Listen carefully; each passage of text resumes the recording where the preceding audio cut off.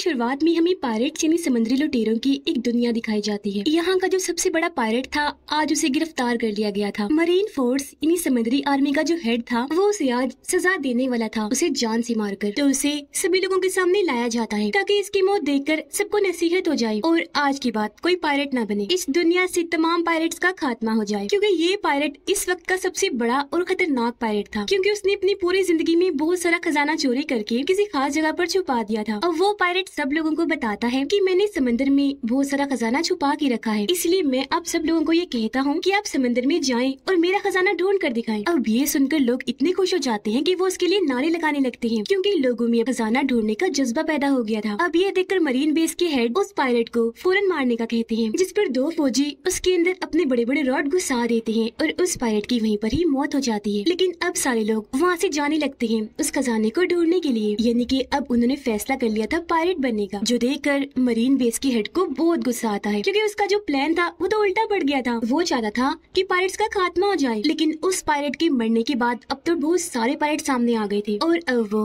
उस बड़े पायरेट के खजाने को ढूंढने निकल गए। इसके बाद हमें 22 साल के बाद की कहानी दिखाई जाती है। हम एक कश्ती में कहानी के हीरो को देखते हैं जिसका नाम लूफी होता है। लूफी भी उस पायरेट के खजाने को ही ढूंढने जा रहा था, क्योंकि वो समंदर का सबसे बड़ा पायरेट बनना चाहता है और वो अपने सफर में काफी आगे आ चुका है। लेकिन जिस कश्ती में वो सवार था अब उसमें पानी आना शुरू हो गया था, क्योंकि वो काफी दिन से सफर कर रहा था। अब वो डूब ना जाए इसलिए जल्दी से एक ड्रम में जाकर बैठ जाता है। उसका सारा सामान पानी में तैरने लगा और वो ड्रम भी जिसमें वो छुपा हुआ था, पर यहाँ कम से कम वो डूबने से बच गया था। लेकिन फिर उसका ड्रम तैरते तैरते दो पायरेट्स के जहाजों के बीच पहुँच जाता है, जिन दोनों जहाजों की आपस में लड़ाई हो रही थी। अब यहाँ बड़े शिप की कैप्टन एक औरत थी, जिसको पकड़ने के लिए मरीन बेस ने बहुत सारा इनाम रखा हुआ था। वो फिर अपने साथियों के साथ मिलकर दूसरे जहाज के लोगों पर हमला कर देती है। एक एक करके उन्हें बुरी तरह मारकर वो बंदी बना लेती है और उन्हें भी अपने शिप में ले आती है। कैप्टन के साथी भी दूसरे शिप का सामान लूटकर अपने शिप में लाने लगते हैं। ये लोग उस ड्रम को भी उठाकर अपनी शिप में ले आते हैं जिसमें लूफी छुपा हुआ था। जैसे ही रात हुई लूफी ड्रम से बाहर आ जाता है, लेकिन उसे बाहर आता हुआ एक लड़का देख लेता है जो वहाँ पर कैदी था और वो लूफी को देखकर डर जाता है, चीख मार देता है। लूफी उसके मुँह पर हाथ रखकर उसे चुप करवाता है और कहता है कि डरो मत, मैं तुम्हें कोई नुकसान नहीं पहुँचाऊंगा। जिसके बाद लूफी उसे अपने बारे में बताता है कि मैं भी एक पायरेट हूँ। और वो कैदी लड़का कहता है कि तुम पायरेट नहीं लगते क्योंकि तुम अच्छे लग रहे हो। जिस पर लूफी का जवाब था कि नहीं, सारे पायरेट एक जैसे नहीं होते, कुछ अच्छे भी होते हैं। अब यहाँ हमें लूफी के बचपन का सीन दिखाया जाता है और हमें पता चलता है कि उसे बचपन से पायरेट बनने का शौक था। लूफी को पायरेट्स का एक हीरो भी बहुत पसंद था, जो खुद भी एक पायरेट था और लूफी उसे सिर्फ अपना ही हीरो समझता था। अब जब पायरेट हीरो अपनी टीम के साथ वापस आता है तो लूफी उसे कहता है कि प्लीज मुझे भी अपनी टीम में शामिल कर लीजिए ना। जिस पर वो जवाब देता है, बेटा तुम अभी छोटे हो, पायरेट बनने के लिए भी तैयार नहीं हो, क्योंकि ये काम बहुत खतरनाक होता है। अब ये सुनकर लूफी को जोश आ गया। वो शिप की सबसे ऊंची जगह पर जाकर सबका ध्यान अपनी तरफ करता है और फिर चाकू अपने चेहरे पर घुसा कर निशान बना लेता है ताकि वो सबको दिखा सके कि मैं अब बच्चा नहीं रहा और पायरेट बन सकता हूँ। कहानी वापिस से प्रेजेंट टाइम मौजूदा वक्त में आ जाती है, जहाँ ये सारी बात लूफी उस कैदी लड़के को बता रहा था। वो लड़का उससे पूछता है कि तुम पायरेट बनने का सपना कैसे देख सकते हो, क्योंकि पायरेट होना इतनी भी खास बात नहीं। इस पर लूफी जवाब देता है कि नहीं, पायरेट होना बहुत अच्छा होता है, क्योंकि पायरेट बनकर आप अपने साथियों के साथ समंदर की सैर कर सकते हैं, एडवेंचर पर जा सकते हैं और तो और पायरेट्स को कोई कुछ कहता भी नहीं, वो आजाद होते हैं। इसलिए तो देखो मैं इतना खुश हूँ पायरेट बनकर। कैदी लड़का कहता है मैं भी आजाद होना चाहता हूँ, लेकिन जो इस शिप के कैप्टन है उसने मुझे यहाँ पर कैद करके रखा हुआ है और वो मुझे आजाद कभी नहीं होने देगी। कैप्टन के खराटों की आवाज इतनी ज्यादा थी कि लूफी पूछता है, अरे ये क्या, ये कैसी आवाज है, क्या तुमने कोई समुद्री मॉन्स्टर पकड़ के यहाँ पे रखा हुआ है? जिस पर कैदी लड़का कहता है, अरे नहीं नहीं यार, ये तो हमारी कैप्टन के खराटों की आवाज है। अब वो कैदी लड़का लूफी को चुपके ऊपर लेकर जाता है और कहता है कि अभी सब सो रहे हैं तो तुम यहाँ से भाग जाओ। अब जब लूफी वहाँ से जा रहा था तो उनकी आहट से सब लोगों को पता चल जाता है और वो नींद से उठ जाते हैं। जिसके बाद कैप्टन भी यहाँ पर आ जाती है। अब कैप्टन को लगता है कि कैदी लड़का मुझे धोखा दे रहा था, वो भी यहाँ से भाग रहा था, इसलिए वो अपने हथियार से इन दोनों पर हमला कर देती है। वो पहले कैदी लड़के को मारती है, लेकिन लूफी आगे आकर उसके हथियार को साइड पर कर देता है, कैदी लड़के को बचा लेता है। जिसके बाद वो अकेला ही कैप्टन और उसके साथियों से लड़ने लगता है। हालांकि कैप्टन के साथी उस पर गोलियां चलाते हैं, लेकिन एक भी गोली लूफी का कुछ बिगाड़ नहीं पाती। ये देखकर कैप्टन को गुस्सा आ जाता है और वो अपना भारी हथियार उठाकर लूफी की पेट पे जोर से मारती है। लेकिन हैरत, यहाँ पर लूफी अपने जिस्म को लचकदार बनाकर खींचता है और ऐसे उसकी वार से बच जाता है। ये देखकर कैप्टन काफी हैरान रह जाती है कि इसने अपने जिस्म को लचकदार कैसे कर लिया। और फिर तभी लूफी अपने हाथों को भी लंबा लंबा लचकदार बनाकर शिप की दूसरी साइड पर चला जाता है। तब कैप्टन भी वहाँ पर आ जाती है। वो दोबारा से अपने हथियार से उस पर हमला करती है, लेकिन लूफी पीछे हट जाता है और तब शिप का व्हील टूट जाता है और वहाँ पर आग लग गई। सारी सूरत हाल को देखकर कैप्टन आग बगोला हमला हो जाती है। उसे कैदी लड़के पर गुस्सा आ रहा था, इसलिए वो अपने हथियार से अब उस पर हमला करती है। लेकिन तभी सामने आ गया लूफी। हथियार उसके सर पर लगा, उसका सर कुचला गया, लेकिन हैरत उसे कुछ भी नहीं हुआ। जिसके बाद लूफी अपनी सबसे खतरनाक मूव यानी मारने का जो उसका सबसे अच्छा तरीका था वो उसका इस्तेमाल करता है। अपना हाथ लंबा लचकदार बनाकर बड़ा सा मुक्का बनाता है और उससे वो कैप्टन पर हमला करता है, जिससे यहाँ वो कैप्टन समंदर में दूर जाके गिरती है और उसका काम तमाम। अब वो सारे लोग लूफी की ताकतों को देखकर काफी हैरान भी हो जाते हैं और डर भी जाते हैं, इसीलिए हार मान ली थी उन्होंने। अब लूफी तो अपने कारनामों से बहुत खुश था और वो कैदी लड़के को लेकर यहाँ से जाने वाला था। अब हम एक तलवारबाज को देखते हैं जिसका काम होता है पायरेट्स को पकड़कर मारना। अब तब यहाँ एक आदमी आया जो वॉरियर था यानी कि योद्धा। वो तलवारबाज को अपने साथ शामिल होने का कहता है, लेकिन वो साफ साफ मना कर देता है। इनकार सुनकर वॉरियर तलवारबाज से लड़ने लगा। अब वो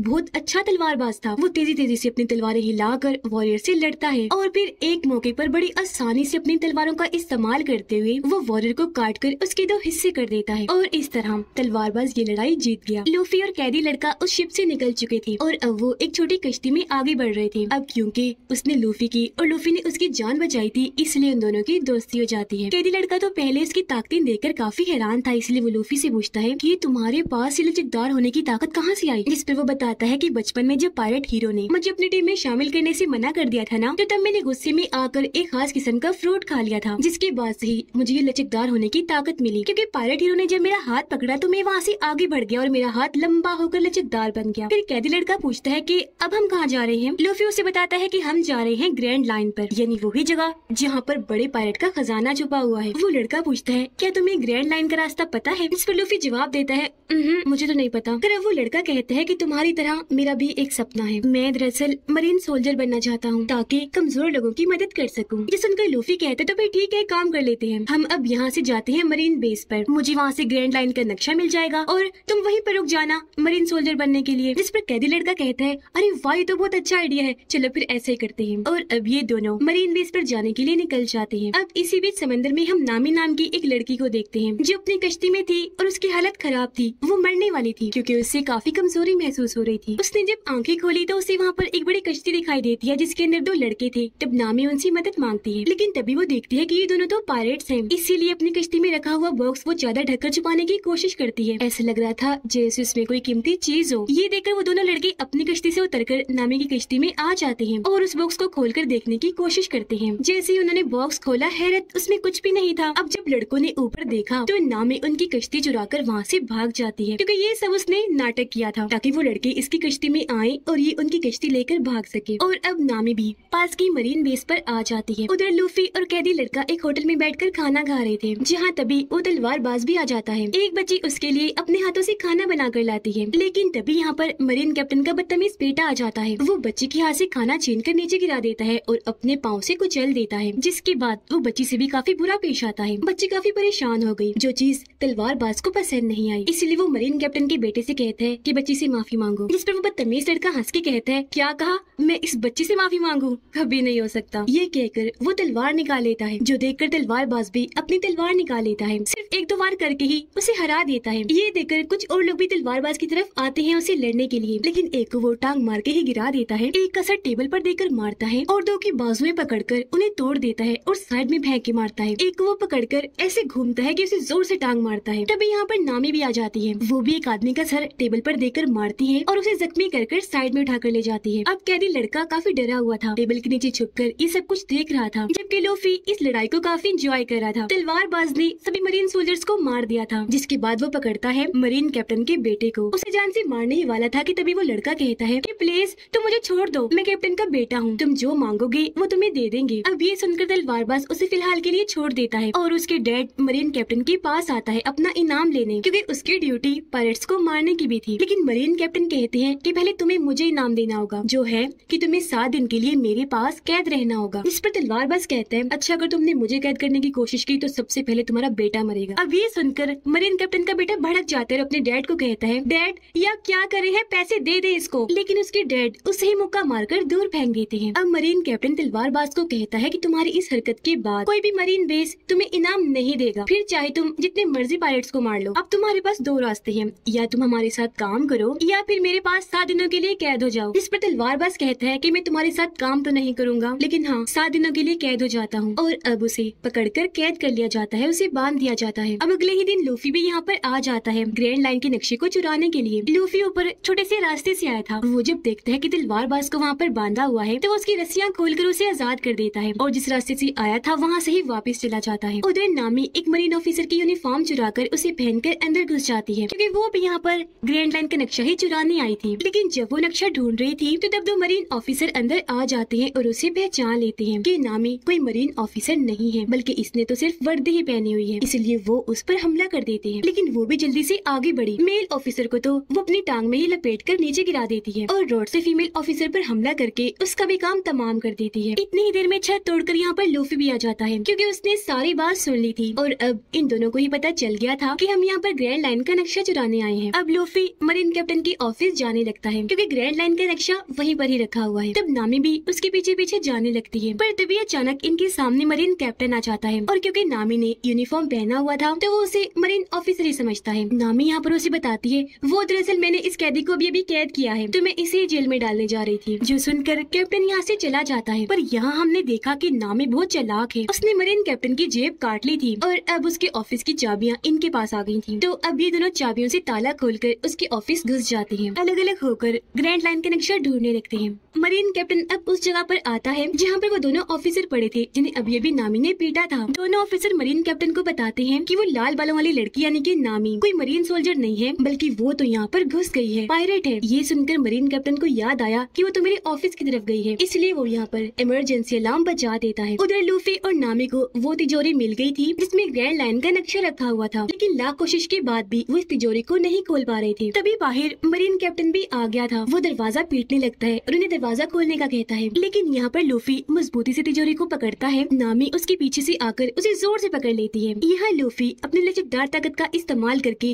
खींचकर अपनी बाजुओं को लंबा करता है और ऐसे दोनों कूदकर वहाँ से बाहर आ जाते हैं तिजोरी के साथ। ये दोनों सही सलामत यहाँ पर आ गए थे, लेकिन तभी मरीन ऑफिसर यहाँ पर आकर इन्हें चारों तरफ से घेर लेते हैं। पर यहाँ लूफी और नामी बड़ी बहादुरी से उनका सामना करते हैं। लूफी अपने मुक्कों से उन्हें दूर करता है जबकि नामी रॉड से मार मार कर उन्हें ढेर करती जाती है। और फिर तभी तलवारबाज भी यहाँ पर अपनी तलवारें लेकर आ जाता है। वो देखता है कि लूफी और नामी ये तो दोनों बच्चे हैं और उनसे पिट रहे हैं, इसलिए वो भी उनकी मदद करने इस लड़ाई में कूद पड़ता है। जैसे एक सोल्जर उसे मारने के लिए आगे बढ़ा, वो टांग मारकर उसे साइड में कर देता है और फिर कूदकर एक ऑफिसर के ऊपर गिरता है। दूसरे को वो तलवार से मारकर साइड पर करता है और ऐसे ये तीनों ही सभी मरीन सोल्जर्स को मार देते हैं। ये तीनों अभी खड़े ही थे कि तभी यहाँ पर मरीन कैप्टन आ जाता है। वो इनसे लड़ने ही आया था क्योंकि उसके हाथ पर ब्लेड वाला हथियार लगा हुआ था जिससे वो इन पर हमला कर देता है। लेकिन तभी सामने आए लूफी और तलवारबाज जो उससे लड़ने लगते हैं। हालांकि तलवारबाज अपनी दो तलवारों से उससे लड़ रहा था, लेकिन मरीन कैप्टन बहुत बहादुर था, वो उस पे भारी पड़ता जा रहा था, तो इसलिए तलवारबाज को अपनी तीसरी तलवार भी निकालनी पड़ती है। यहाँ लूफी भी अपनी लचकदार ताकत का इस्तेमाल करके अपना बाजू लंबा करके उसका सामना करता है, लेकिन मरीन कैप्टन उसका हाथ भी आसानी पकड़ लेता है। अब तलवारबाज अपनी तीसरी तलवार को मुंह में रखता है और दो तलवारों से कैप्टन से लड़ने लगता है। एक तलवार उसने जैसे कैप्टन को मारी वो उछलकर दूर जाके गिरता है और अब यहाँ लूफी भी अपनी खास मूव का इस्तेमाल करता है, यानी कि बाजू को लंबा सा करके बड़ा सा मुक्का बनाकर कैप्टन के मुंह पर देकर मारता है, जिससे वो भी दूर जाके गिरता है और वही ढेर हो गया। और अब आखिरकार वो यहाँ पर मरीन आर्मी और मरीन कैप्टन से बच गए थे, जिस वजह से बहुत खुश थे। तलवारबाज इनकी और मदद करता है। वो तिजोरी को उठाकर लूफी की कश्ती तक लेकर जाता है। इससे पहले कि ये यहाँ से जाते, मरीन कैप्टन का बेटा यहाँ पर आ जाता है गन्स लेकर, लेकिन तभी यहाँ पर आ जाता है कैदी लड़का भी और वो उसके मुंह पर जोरदार मुक्का मारकर उसे बेहोश कर देता है। उसे देखकर लूफी काफी खुश हो जाता है कि तुम यहाँ भी आ गए, और अब वो उसे भी अपने साथ ले जाने का सोचता है क्योंकि अब मरीन आर्मी इनके पीछे पड़ गई थी। जिस पर कैदी लड़का कहता है कि नहीं तुम जाओ, मैं यहीं पर रुकूंगा अपना सपना पूरा करने के लिए। मैं एक अच्छा मरीन ऑफिसर बनूंगा, लोगों की मदद करने के लिए, जुल्म को मिटाने के लिए। उसकी बातें सुनकर लूफी काफी मुतासिर हुआ और अब वो नामी और तलवारबाज को उस कश्ती में लेकर वहाँ से निकल जाता है। अब हम दोबारा से मरीन बेस के हेड को देखते हैं, जिन्होंने 22 साल पहले सबसे बड़े पायलट को पकड़ा था और उसे सजा दी थी। अब बेस के हेड को पता चलता है कि कोई उनकी मरीन बेस से ग्रैंड लाइन का नक्शा चुरा कर ले गया है। ये जानकर मरीन बेस के हेड काफी परेशान हो जाते हैं और अब वो भी इस मरीन बेस पर आने लगते हैं। अब हमें दिखाया गया एक जोकर जो भी एक पायलट ही था और उसे भी ग्रैंड लाइन का नक्शा चाहिए था, इसलिए वो अपने लोगों को लूफी के पीछे भेजता है वो नक्शा चुराने के लिए। उधर लूफी, नामी और तलवारबाज कश्ती से आगे बढ़ रहे थे। यहाँ खुशी खुशी नामी उस तिजोरी को खोल लेती है जिसके अंदर से इन्हें ग्रैंड लाइन का नक्शा मिल जाता है, जिसे देखकर ये काफी खुश हो जाते हैं। यहाँ नामी लूफी और तलवारबाज को बताती है कि दुनिया का समंदर 4 हिस्सों में बटा हुआ है और जो जमीन की लाइन है जो समंदर तक आ रही है उसके ऊपर भी एक लाइन है और उसे ही ग्रैंड लाइन कहा जाता है। खजाना वहाँ पर है तो अब हम खजाना ढूंढने वहाँ जाएंगे। वो ये बातें कर ही रहे थे कि तभी इन्हें बाहर से आहट महसूस होती है, क्योंकि असल में जोकर के लुटेरों ने इनकी कश्ती पर हमला कर दिया था। उसके लुटेरे आसमान में थे। वो वहाँ से बेहोशी की गैस आसपास फैला देते हैं। गैस जैसे लोगों के अंदर गई, ये भी उसे सूंघकर बेहोश हो जाते हैं। यहाँ बेहोश होने से पहले लूफी ने उन लुटेरों को देख लिया था, इसीलिए उसने ग्रैंड लाइन के नक्शे को जल्दी जल्दी से अपने मुंह में छुपा लिया था, जिसके बाद वो बेहोश हो गई। इसके बाद जब इन तीनों को होश आई तो ये देखते हैं कि हमें तो कैद किया हुआ है एक बड़े से बॉक्स में और इनकी सारी चीजें जोकर के लुटेरों ने ले ली थी। पर लूफी ने यहाँ बताता है कि फिक्र न करो, ग्रैंड लाइन का नक्शा मेरे पास बिल्कुल सेफ है, यहाँ पर मेरे पेट में। अब जैसे बॉक्स खुलता है तो ये तीनों एक स्टेज पर होते हैं जहाँ पर जोकर और उसके साथी लोगों को शो दिखा रहे थे। यहाँ पर जो ऑडियंस थी वो कैदी लोग थे जिन्हें गुलाम बनाकर जबरदस्ती उनसे यहाँ पर तालियां बजवाई जा रही थी। अब तभी इन सब का कैप्टन यानी कि वो जोकर यहाँ पर आता है। उसे देखते ही लूफी पहचान लेता है कि ये एक पायलट है, इसके ऊपर भी ढेर सारा इनाम है। लूफी यहाँ पर जोकर को बताता है कि देखना बहुत जल्द मैं पायलट्स का किंग बनने वाला हूँ। जिस पर जोकर हंसते हुए कहता है, ओ तुम बनोगे पायलट्स के किंग, देख लेना मैं बनूंगा जब मैं ग्रैंड लाइन का नक्शा चुरा लूंगा ना और वो खजाना मुझे मिल जाएगा ना तब। जो कहने के बाद जोकर उनसे ग्रैंड लाइन का नक्शा मांगता है, लेकिन तभी यहाँ चालाक नामी सामने आई और कहती है, क्या तुम नक्शा कर रहे हो? पता है तुम्हें हमारे पास नक्शे से भी बढ़कर कुछ है। ये कहकर वो लूफी की टोपी लेती है और उसे हवा में ऊपर उछाल देती है। अब जैसे सबका ध्यान ऊपर गया,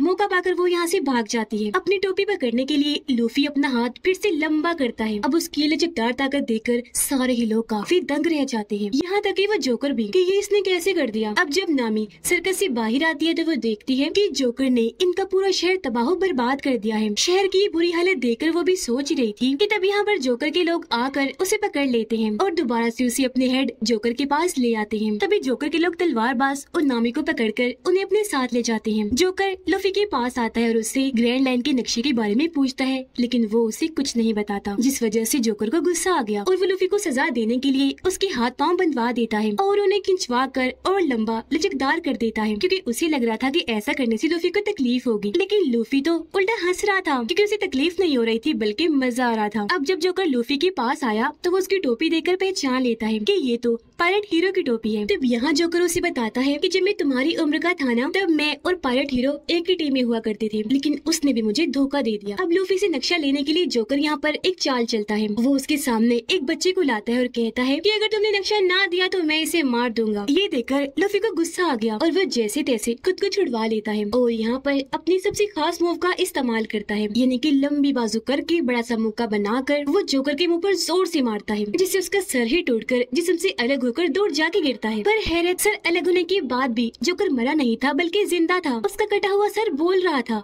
हंस रहा था और जो जिस्म था वो भी अपना काम कर रहा था और फिर तभी उसका सर दोबारा से आकर उसके जिस्म के साथ लग जाता है। ये देखकर लूफी काफी हैरान हो जाता है। तब जोकर उसे बताता है कि तुम्हारी तरह मैंने भी वो खास किस्म का फल खाया था, तो तब मुझे ये ताकत मिली, यानी कि मैं अपने जिस्म को हिस्सों में काट भी सकता हूँ और दोबारा से जोड़ भी सकता हूँ। अब जोकर वहीं खड़े खड़े अपना हाथ अलग करता है और हाथ को लूफी के पास भेजकर जो बेहोशी वाली गैस है उसे फिर से फोड़ देता है, जिससे लूफी बेहोश हो जाता है। उधर नामी और तलवारबाज को अब कैद कर दिया गया था, लेकिन यहाँ पर नामी के पास ताले को खोलने की चाबी थी, जिसकी मदद से वो ताला खोलने लगती है। लेकिन तभी यहाँ पर जोकर का एक साथी आ गया। वो तलवारबाज के पास आकर कहता है कि तुमने मेरे भाई और मेरे लोगों को बड़ा भगा भगा कर मारा था और आज मैं उस चीज का बदला लूंगा, तुम्हें भी बिल्कुल वैसे ही मारूंगा। अब तलवारबाज गोल चीज पर बंधा हुआ था जैसे कोई पहिया होता है, जिसे जोकर का वो आदमी घुमा देता है और चाकू की मदद से बार बार उस पर निशाना लगाता है, लेकिन ये नाकाम निशानेबाज था और इसका एक भी निशाना ठीक नहीं लगता। इसी दौरान नामी ताला खोल लेती है और जल्दी से बाहर आकर जोकर के इस आदमी को जोर से टांग मारती है और उसे तलवारबाज की तरफ फेंकती है। तलवारबाज जल्दी से उसे अपनी बाजू की मदद से पकड़ लेता है। नामी तलवारबाज की रस्सियां खोलती है, जब आजाद होते ही उस आदमी को मारकर आसानी से बेहोश कर देता है और ये दोनों यहाँ से बाहर आ जाते हैं। अब मरीन बेस के हेड भी यहाँ पर आ गए थे। यह मरीन कैप्टन मरीन बेस के हेड से झूठ बोलता है, इसलिए ताकि वो कैदी लड़के को फंसा सके। वो कहते हैं मेरे बेटे की गलती थी, जिस वजह से वो पायलट यानी कि लूफी ग्रैंड लाइन का नक्शा चुराकर यहाँ से भाग गया, लेकिन मेरे बेटे को एक नए मरीन ऑफिसर ने बचा लिया, जो कहकर वो उसे कैदी लड़के से मिलवाता है। मरीन बेस के हेड जैसे कैदी लड़के को देखते हैं तो उन्हें शक हो जाता है कि ये घबराया हुआ है, तो जरूर ये भी लूफी के साथ मिला हुआ है, इसलिए वो उसे अकेले में मिलने को बुलाते हैं। अब कैदी लड़का जब उनसे मिलने गया तो मरीन बेस के हेड उसे कहते हैं कि बताओ तुम उन पायलट्स के साथ कब से काम कर रहे हो, क्योंकि मैं सारी सच्चाई जान गया हूँ, मुझे पूरा यकीन है। यहाँ बेस के हेड का आदमी भी कहता है कि एक बार तुम्हें लूफी के साथ देखा गया था, इसीलिए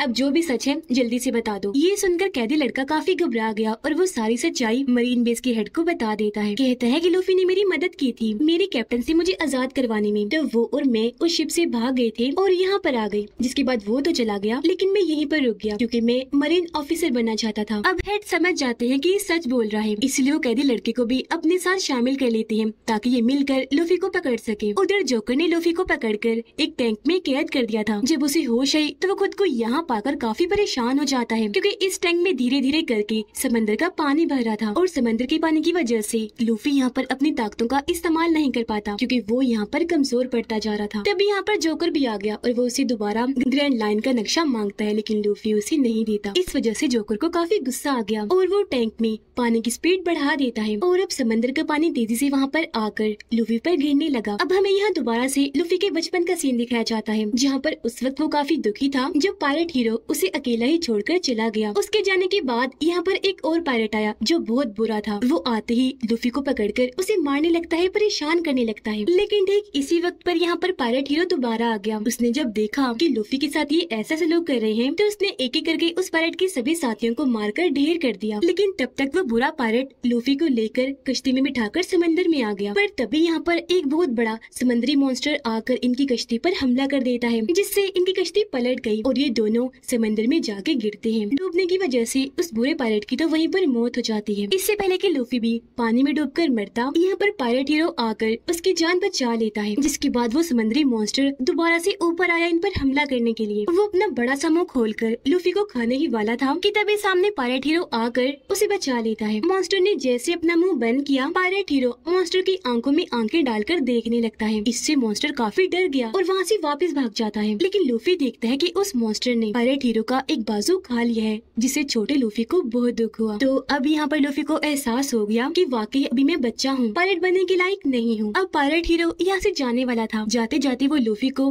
अपनी टोपी देता है जो लूफी के पास उसकी आखिरी निशानी थी, जिसे प्रेजेंट टाइम में जोकर लूफी के सामने ही खराब कर रहा था। पर वो अपनी टोपी बचाने के लिए कुछ कर नहीं सकता था क्योंकि पानी भरने से वो टैंक में डूबता जा रहा था। पर इस वजह से उसे बहुत गुस्सा था। इतनी ही देर में यहाँ पर नामी और तलवारबाज भी आ गई। नामी रोड को टैंक पर देकर मारती है जिससे टैंक पर दरारें पड़ जाती हैं। लूफी भी तब तक पानी में बेहोश हो गया था। अब उन दोनों को देखकर जोकर काफी घबरा गया। आसपास अपने साथियों को देखने लगता है ताकि मदद के लिए बुला सके। लेकिन नामी और तलवारबाज ने तो पहले ही उसके साथियों का काम तमाम कर दिया था। दरारें काफी गहरी हो गई थी, इसलिए टैंक टूटता है और पानी के बहाव के साथ लूफी बाहर आ जाता है। उसे तब तक होश भी आ गई थी और यहाँ अब उसके मुंह से ग्रैंड लाइन का नक्शा भी बाहर निकल कर आ जाता है। अब लूफी के सामने दो चीजें पड़ी हुई थी, नक्शा और उसकी टोपी। क्योंकि उसकी टोपी ज्यादा जरूरी थी इसीलिए वो उसकी तरफ ही बढ़ता है। लूफी टोपी उठाता है जबकि जोकर वो नक्शा उठा लेता है जिसे देखकर वो काफी खुश हो रहा था। ये देखकर तलवारबाज उस पर तलवार से हमला करता है। तलवारबाज ने उसका गला काटा था लेकिन अपनी ताकत से वो गला दोबारा जोड़ लेता है और उन्हें ही अपनी ताकतें दिखाने लगता है। यानी कि उनकी आंखों के सामने वो अपने जिस्म के हिस्से काट कर दोबारा से जोड़ने लगता है और फिर वो अपने जिस्म के बहुत सारे टुकड़े करके उनसे नामी और तलवारबाज पर हमला करवा देता है। हालांकि नामी और तलवारबाज उसके जिस्म के टुकड़ों से लड़ रहे थे लेकिन वो इन पर भारी पड़ रहा था। ये देखकर लूफी को जोकर पे काफी गुस्सा आया, इसलिए वो भी उठा उसे लड़ने के लिए। वो यहाँ पर अपने स्पेशल मूव का इस्तेमाल करता है, अपना मुक्का उसके पेट के आर पार कर देता है। लेकिन इससे भी जोकर को कुछ नहीं होता और अब वो लूफी पे भी भारी पड़ता है। जोकर का कटा हुआ हाथ आकर लूफी की गर्दन को पकड़ लेता है और उसका गला दबाने लगता है। लूफी ने जब साइड पर देखा तो वहाँ पर बहुत सारे बॉक्सेस पड़े हुए थे जिन्हें लूफी नामी को दिखाता है और अपना सारा प्लान समझाता है। जिसके बाद लूफी और तलवारबाज बारी बारी करके जोकर के जिस्म के टुकड़ों को बॉक्सेस की तरफ फेंकते हैं और नामी जल्दी से रॉड की मदद से उन्हें कैद करती रहती है। इस वजह से जोकर के पास अब जिस्म के बहुत थोड़े हिस्से रह गए थे और अब वो काफी छोटा हो गया था। और अब यहाँ पर लूफी अपनी खास ताकत का इस्तेमाल करता है। वो अपने दोनों बाजों को लंबा करके बड़े बड़े हाथ बनाता है, दोनों हाथों से एक साथ उस पर हमला करके उसे वहाँ से उड़ा देता है। जिसके बाद लूफी वो नक्शा नामी को दे देता है क्योंकि अब उसे इन दोनों पर भी यकीन हो गया था और ये अच्छे दोस्त बन गए थे। अब ये तीनों मिलकर वहाँ पर कैद लोगों को आजाद करवाते हैं जिन्हें ऑडियंस बनाकर वहाँ पर बिठाया गया था। उधर मरीन बेस के हेड ने मरीन कैप्टन को गिरफ्तार कर लिया था और उन्हें वहाँ पर बांध दिया था क्योंकि हेड जान चुकी थी कि एक अच्छा मरीन कैप्टन नहीं है, ये बहुत ही बुरा है और बहुत नाइंसाफी करता है, बेहद जालिम भी है। अब मरीन बेस के हेड ये फैसला करते हैं कि अब मैं खुद अपनी नई मरीन आर्मी बनाकर लूफी को पकड़ने के लिए निकलूंगा। उनकी नई मरीन आर्मी सामने खड़ी हुई थी जिनमें कैदी लड़का और मरीन कैप्टन का बेटा भी शामिल था, जिसकी फौरन ही बाद ये लूफी को पकड़ने के लिए समंदर में निकल जाते हैं। उधर लूफी सबको आजाद करवाकर अपने दोनों साथियों नामी और तलवारबाज को लेकर कश्ती में बैठकर वहाँ से निकल जाता है। अब तभी नामी अकेले में जाती है और किसी को कॉल करके बताती है कि ग्रैंड लाइन का नक्शा मेरे पास आ गया है और अब मैं आ रही हूँ, जिससे यहाँ हम समझ पाए कि नामी उन्हें धोखा दे रही है और वो किसी और के साथ मिली हुई है। अब यहाँ से हमें 7 साल के पहले का वक्त दिखाया जाता है, जहाँ पर एक बच्चा जो दरअसल लूफी का दोस्त था, वो अपने गाँव में हर वक्त ये अफवाह फैलाता रहता था कि लुटेरे आ गए, जल्दी से छुप जाएं। इस वजह से सब लोग काफी डर जाया करते थे और फौरन अपने अपने घरों में जाकर छुप जाते थे। अब लोगों को लगता था कि वो सच बोलता है, लेकिन कुछ अरसे के बाद लोगों को यह एहसास हुआ कि वो झूठ बोलता था। यहाँ पर कोई लुटेरे नहीं आया करते थे, इसीलिए अब कोई भी उसकी बात का यकीन नहीं करता। वो लोग डरते नहीं और ना ही अपने घरों में जाकर छुपते हैं। अब कहानी वापिस आ जाती है प्रेजेंट टाइम में, जहाँ वो बच्चा यानी कि लूफी का दोस्त अब बड़ा तो हो चुका है, लेकिन अभी भी वो अफवाहें फैलाता है कि लुटेरे आ गए, जल्दी से छुप जाओ। लेकिन अब कोई उसकी बात का यकीन नहीं करता। उधर लूफी और उसके साथी जब आगे बढ़ रही थी तो उनका शिप खराब हो जाता है, क्योंकि उसमें सुराख हो गया था और पानी अंदर आ रहा था। तो इसलिए अब ये लोग नई शिप खरीदने के लिए उसी लड़के यानी लूफी के दोस्त के आइलैंड पर आ जाते हैं और अपने पुराने शिप को पानी में ही डूबने देते हैं, ताकि उसके जरिए कोई इन तक पहुँच न सके। मरीन बेस के हेड अपनी टीम को लेकर आगे बढ़ रहे थे लूफी को पकड़ने के लिए। जोकर उन बॉक्सेस में से अपने जिस्म के सारे हिस्से वापस ले चुका था, जिन्हें जोड़कर अब वो पहले जैसा बन गया था। वो भी वहाँ पर खड़ा ही था कि तभी उसके पास अजीब सा मछुआरा आता है और कहता है कि चलो मेरे साथ, तुम्हें हमारे मछुआरे के हेड ने बुलाया है। पर जोकर उसके साथ जाने से मना कर देता है और वहाँ से भागने की कोशिश करने लगा, लेकिन तभी वो अजीब मछुआरा उसके मुंह पर जोरदार मुक्का मारता है, जिससे जोकर वहीं पर बेहोश हो जाता है। तब मछुआरा उसे उठाकर अपने साथ ले आया। उधर लूफी इस आइलैंड पर फिर रहा था और अपने लिए नई शिप की तलाश कर रहा था, जहाँ पर एक शिप उसे पसंद आ भी जाती है। वो जब उसे पास से देखने गया तो इस शिप में लूफी का वही दोस्त था जो बचपन में अफवाहें फैलाया करता था। यहाँ वो लूफी से मिलता है और उसे बताता है कि मैं ही इस शिप की देखभाल करता हूँ, अगर तुम्हें ये शिप चाहिए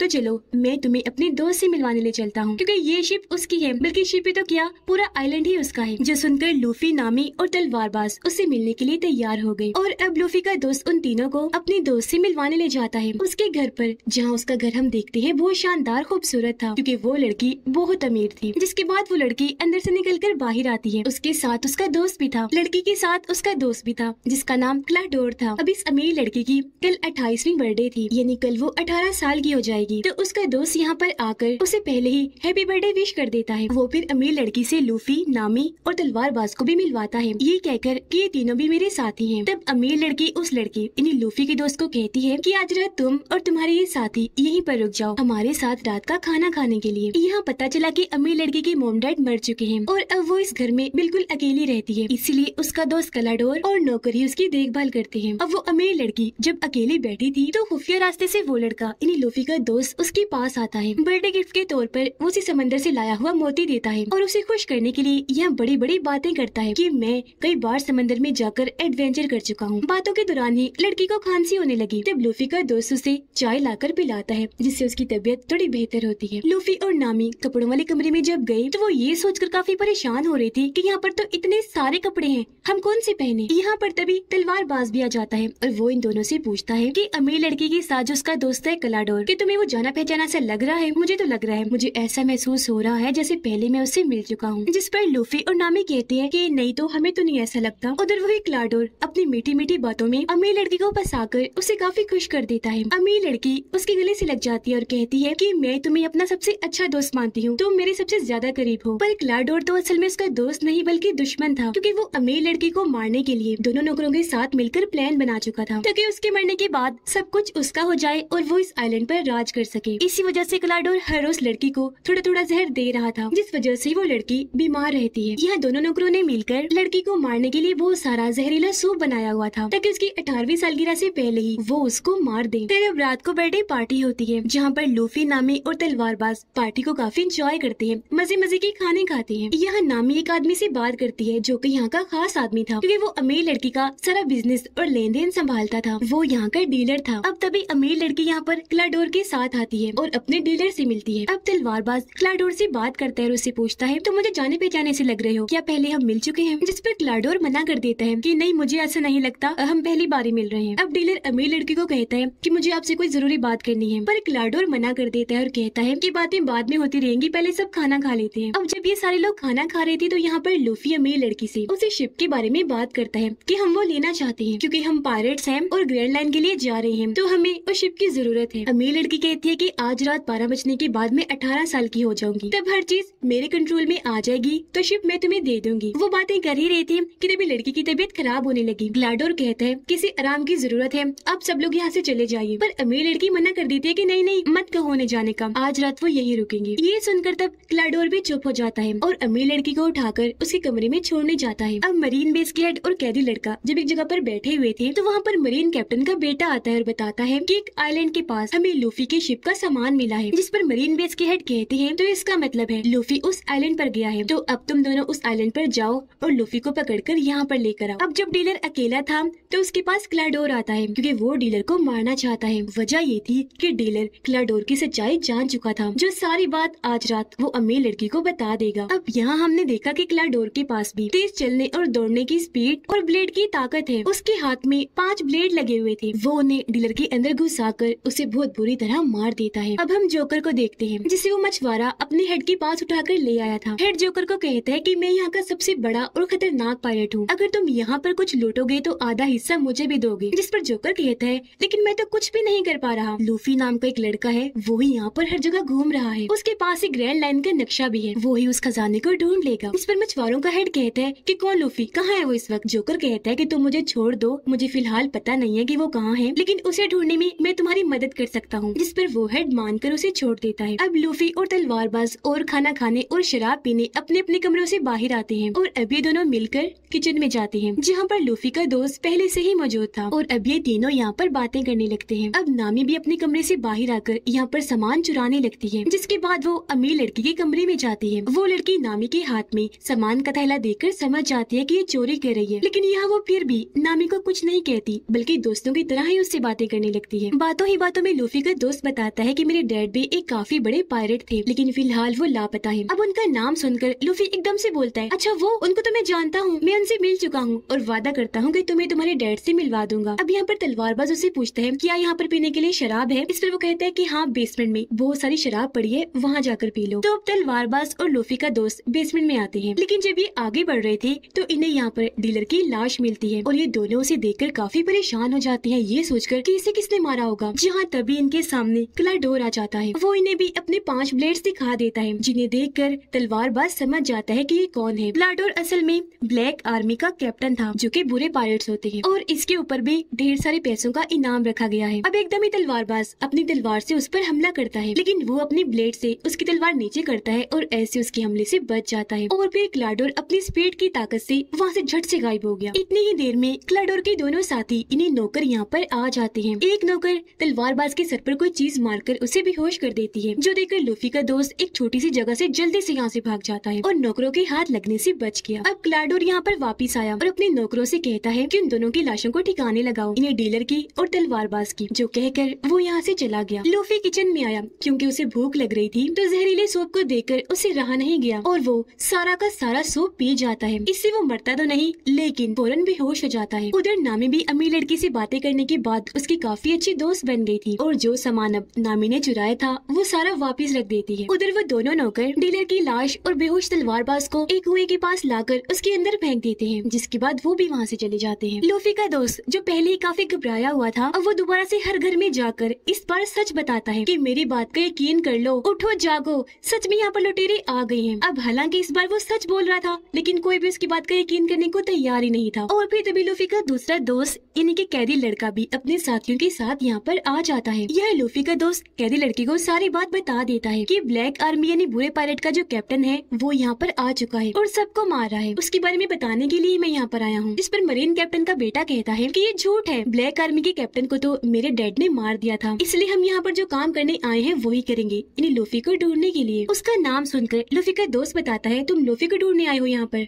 वो भी इधर ही है। और अब वो इनको लूफी के पास ले जाने लगता है। उधर नामी जब किचन में आती है तो ये देखकर काफी परेशान हो जाती है कि लूफी यहाँ पर बेहोश पड़ा है। उसे समझ नहीं आती कि सूप पीकर ये बेहोश कैसे हो गया, पर तभी उसे आहट महसूस हुई और वो जल्दी से जाकर एक जगह पर छुप जाती है। वहाँ पर दरअसल क्लाडोर क्लाडोर और उसके साथी आए थे इन्हीं दोनों नौकर, और उनकी बातें सुनकर नामी सारी बात समझ जाती है कि ये क्या करने वाले हैं। इन्हीं अमीर लड़की की जान लेने वाले हैं। घर के बाहर लूफी का दोस्त मरीन आर्मी को ले आया था। अब क्लाडोर जैसे दरवाजा खोलता है, लूफी का दोस्त बताता है कि यही ब्लैक आर्मी का कैप्टन है, इन्हीं के लुटेरा। पर यहाँ पर क्लाडोर उल्टा उस पर ही इल्जाम लगाने लगता है और कहता है कि इसका दिमागी तवाज़ुन थोड़ा ठीक नहीं है, इसलिए अक्सर ही ऐसी बातें करता रहता है। ये बचपन से ही इस तरह की कहानियां बनाते आ रहा है। अब ये सुनकर कोई भी लूफी के दोस्त की बातों का यकीन नहीं करता, सिवाय कैदी लड़के के। उसे लग रहा था कि क्लाडोर ही झूठा है और लूफी का दोस्त सच बोल रहा है। अब मरीन कैप्टन का बेटा क्लाडोर को कहता है कि लूफी इधर ही है, तो तब क्लाडोर कहता है कि हाँ, और वो लूफी को इनके हवाले कर देता है जो आधे बेहोशी की हालत में था। अब नामी वहाँ से निकलकर बाहर आई। वो नौकर के मुंह पर पेन से हमला करके उसे बेहोश करती है और यहाँ से भाग जाती है। लूफी का दोस्त भी वहाँ से भागकर अमीर लड़की के पास आ गया था। क्लाडोर कैदी लड़की को कहता है कि अब तुम यहाँ पर क्या ले रहे हो, चले जाओ यहाँ से। उसकी बेइज्जती करके वो मुंह पे ही दरवाजा बंद कर देता है। अब नामी भी अमीर लड़की के पास आ गई थी जहाँ पर लूफी का दोस्त पहले से ही मौजूद था। अब यहाँ पर नामी और लूफी का दोस्त मिलकर अमीर लड़की को क्लाडोर की सच्चाई बताते हैं कि वो तुम्हारा दोस्त नहीं है बल्कि दुश्मन है और सब कुछ हथियाने के लिए तुम्हें मारने का प्लान बना रहा है। अब तलवारबाज जो जिंदा था, जिसे कुएं में फेंक दिया था, वहाँ पर उसे होश आ गई थी। वो रस्सी बाहर फेंक कर वहाँ से बाहर आने की कोशिश कर रहा था, लेकिन क्योंकि वो कुआं काफी गहरा था तो वो वहाँ से बाहर नहीं आ पाता। लेकिन वो फिर भी हार नहीं मानता, बार बार कोशिश करता रहता है। अब यहाँ हमें तलवारबाज के पास्ट का एक सीन दिखाया जाता है कि जब वो छोटा था, तलवारबाज बन रहा था, तो उसने अपने दोस्त से वादा किया था कि मैं इस दुनिया का सबसे बड़ा तलवारबाज बनूंगा। लेकिन बाद में उसे पता चला कि मेरी दोस्त की मौत हो गई है। उसे बहुत दुख हुआ और तब वो अपने दोस्त के साथ किए गए वादे को निभाने का सोचता है, यानी कि दुनिया का सबसे बड़ा तलवारबाज बनने के लिए वो निकल गया। प्रेजेंट टाइम में 12 बज गए थे और अब वो अमीर लड़की 18 साल की हो गई थी। इसलिए अब क्लाडोर उसकी सारी प्रॉपर्टी पर अपना कब्जा करने के लिए उसे मारने के लिए जाता है। वो घर के सारे दरवाजों को बंद कर देता है ताकि वो लड़की अपनी जान बचाकर यहाँ से भाग न जाए। जिसके बाद वो अपने हथियारों यानी ब्लेड्स वाले हाथों और अपने नौकर साथियों के साथ अमीर लड़की के कमरे में जाता है। लेकिन अमीर लड़की तो पहले ही लूफी के दोस्त और नामी के साथ खुफिया रास्तों से यहाँ से भाग रही थी। ये लोग दीवारों के अंदर बने छोटे रास्ते से जा रहे थे, लेकिन तभी अमीर लड़की को खांसी हो जाती है। उसकी आवाज क्लाडोर ने सुन ली थी और उसे पता चल गया था कि वो लोग कहाँ हैं। इसीलिए वो उस दीवार में अपना ब्लेड्स वाला हाथ घुसा देता है। तलवारों से तीनों बाल बाल बचते हैं और अब ये जल्दी से यहाँ से भाग जाते हैं। तलवारबाज कुएं में अब खुद ही ऊपर आने की कोशिश करता है। वो चढ़कर ऊपर आ रहा था लेकिन बार बार नीचे गिर रहा था, लेकिन इस बार भी वो हार नहीं मानता और बड़ी हिम्मत करके दोबारा से उठा, ऊपर चढ़ने लगा और आखिरकार वो कुएं से बाहर आ ही जाता है। उधर कैदी लड़का लूफी को पकड़कर अपने साथ ले जा रहा था। लूफी को होश आने लगी, इसलिए कैदी लड़का उसके पास जाता है। अब लूफी यहाँ पर पूरी तरह होश में आकर कैदी लड़के को कहता है कि मुझे यहाँ से वापस जाना होगा क्योंकि क्लाडोर सच में बहुत खतरनाक है और मेरे दोस्तों की जान को खतरा है, मुझे उन्हें बचाना है क्योंकि वो सच में ब्लैक आर्मी का कैप्टन है। लेकिन तभी मरीन कैप्टन का बेटा लूफी पर गन तान देता है ताकि वो यहाँ से भाग न सके। इतनी ही देर में तलवारबाज भी यहाँ पर आ गया था और वो उसके सभी साथियों को मार देता है। फिर वो मरीन कैप्टन के बेटे को जोरदार मुक्का मारता है जिससे वो वहीं बेहोश होकर गिर जाता है। जिसके बाद लूफी और तलवारबाज अपने साथियों को बचाने के लिए निकल जाते हैं। घर में वो तीनों यानी कि अमीर लड़की, लूफी का दोस्त और नामी एक पुराने कमरे में आकर छुप जाते हैं। लेकिन तभी क्लाडोर भी यहाँ पर आ जाता है। उसे शक था कि वो यहीं पर है, इसलिए वो उन्हें ढूंढने लगता है। इसी दौरान लूफी और तलवारबाज भी जैसे तैसे घर का एक रास्ता खोलकर अंदर आ ही जाते हैं। लूफी जाता है ऊपर और तलवारबाज दूसरी साइड पर। तलवारबाज के सामने क्लाडोर के दोनों नौकर साथी आ जाते हैं तो वो जल्दी से अपनी तलवार पकड़कर उनसे लड़ने लगता है। अमीर लड़की और नामी जैसे बाहर आई, क्लाडोर जल्दी से आगे आकर उन्हें पकड़ लेता है। वो उन्हें बस मारने ही वाला था कि तभी लूफी का दोस्त अपने हथियार से उस पर निशाना लगाता है, लेकिन इस बार भी वो बच जाता है। क्लाडोर को कुछ नहीं होता। अब क्लाडोर फुल स्पीड के साथ उसके पास आया और उस पर हमला करके उसे दूर फेंक देता है। फिर वो अमीर लड़की और नामी के पास आया। उसने अपना ब्लेड्स वाला हाथ ऊपर उठाया अमीर लड़की को मारने के लिए, लेकिन तभी पीछे लूफी आ गया जिसने अपना हाथ लचकदार बना के लंबा करके उसे पकड़ लिया और ऐसे अमीर लड़की को बचा लिया। जिसके बाद अब लूफी क्लाडोर से लड़ने लगता है। लचकदार ताकत का इस्तेमाल करके वो उसे उठा कर मार रहा था, पर क्योंकि क्लाडोर काफी खतरनाक और ताकतवर था इसलिए लूफी ज्यादा देर तक उसका मुकाबला नहीं कर पाता। क्लाडोर बहाने से काफी बार लूफी पर हमला करता है जिस वजह से लूफी को अब थोड़ा रुकना पड़ता है, लेकिन फिर मौका पाकर लूफी उसके मुंह पर जोरदार मुक्का मारता है और वो दूर जाके गिरता है। तलवारबाज भी दोनों नौकरों से लड़कर उन्हें खूब मार रहा था। एक पर वो तलवार से ऐसे हमला करता है कि सीढ़ियों से नीचे फेंक देता है और ऐसे वो इन पर भारी पड़ रहा था। उधर क्लाडोर भी अब आमने सामने आकर लूफी से लड़ता है और अपनी ब्लेड से उसे दूर फेंक फेंक के मारता है, लेकिन इसका असर लूफी पर ज्यादा नहीं होता। वो बड़े आराम से बार बार बच रहा था। अब यहाँ पर लूफी अपनी सबसे खास मूव का इस्तेमाल करता है। वो लचकदार ताकत का इस्तेमाल करके अपनी गर्दन को लंबी करता है और उससे क्लाडोर पर हमला करके बाहर फेंक के मारता है, लेकिन तलवारबाज भी उसके दोनों साथियों को हराकर बंदी बना लेता है, यानी कि इन्होंने उन तीनों को ही पकड़ लिया था। अब इस तरह इन सभी दोस्तों ने उनसे लड़ाई की, उन्हें हराया और इन सब की ही जान बच गई। लेकिन नामी कहती है हमें जल्दी से यहाँ से निकलना चाहिए, क्योंकि मरीन आर्मी जान चुकी है कि हम यहाँ पर हैं और हमें पकड़ने वो यहाँ पर आती ही होगी। पर क्योंकि भागने के लिए इनके पास कोई शिप नहीं था, इसलिए अमीर लड़की इन्हें वही वाला शिप दे देती है। अब यहाँ पर अफवाह वाला लड़का यानी लूफी का दोस्त भी इनके साथ सफर में जाने के लिए तैयार हो जाता है और अब ये चारों उस शिप में बैठकर इस आइलैंड से निकल जाते हैं। हम देखते हैं कि क्लाइडोर भी मरा नहीं था बल्कि जिंदा बच गया था और वो भी कश्ती में बैठकर इस आइलैंड से निकल चुका था। कैदी लड़का वापस आ गया था, जहाँ वो मरीन बेस की हेड से माफी मांगता है कि प्लीज मुझे माफ कर दीजिए, मैंने बहुत कोशिश की पर मैं लूफी को पकड़कर नहीं ला पाया। हेड उससे कहती है कि परेशान मत हो, तुमने कोशिश भी की और अपना काम भी पूरा कर दिया, तुम उन लोगों को आइलैंड से बाहर ले आए, यही बहुत है, अब हम उन्हें पकड़ लेंगे। वो ऐसा इसलिए कह रहा था क्योंकि अपनी दूरबीन से वो लूफी के शिप को देख पा रहा था। और अब मरीन बेस के हेड कहते हैं कि जल्दी से उनकी शिप पर हमला कर दो। उधर वो सारे लोग अपने इस नए शिप पर काफी इंजॉय कर रहे थे, हंसी खुशी अपने सफर पर आगे बढ़ रहे थे, लेकिन तभी इन पर बॉम्ब्स की बारिश होने लगती है। ये देखकर सारे दोस्त ऊपर आए। लूफी दूरबीन से देखते हैं कि ये कौन कर रहा है और उसे वहाँ पर मरीन बेस के हेड दिखाई देते हैं। उन्हें देखकर लूफी काफी हैरान हो गया, कहता है कि ये तो मेरे दादाजी हैं। अब ये सुनकर वो तीनों ही काफी हैरान रह जाते हैं। इन्हीं लूफी का दोस्त नामी और तलवारबाज, क्या ये तुम्हारे दादाजी हैं? लूफी के हाँ बोलने पर वो सोच में पड़ जाता है कि ये आखिर ऐसा क्यों कर रहे हैं। उनकी हैरानी के साथ ही ये कहानी इधर ही खत्म हो जाती है।